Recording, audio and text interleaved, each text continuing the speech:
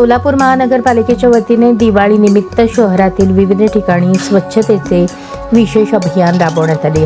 दिवाळीच्या पार्श्वभूमीवर मधला मारुती चौक, कोंतम चौक, 70 फूट रोड, रेल्वे स्टेशन परिसर आदी ठिकाणी मोठ्या प्रमाणात स्टॉल्स उभारण्यात आले।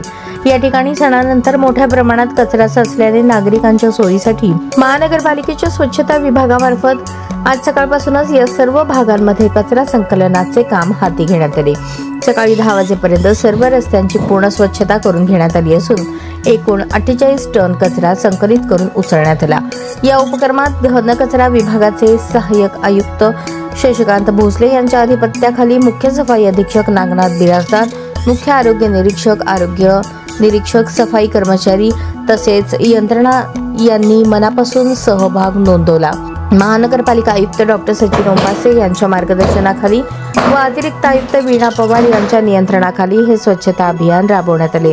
आयुक्त डॉक्टर ओंबासे यांनी नागरिकांना आवाहन केले आहे की दिवाळीनंतर निर्माण होणारा कचरा रस्त्यावर न टाकता निर्धारित ठिकाणी देऊन स्वच्छतेस सहकार्य करावे।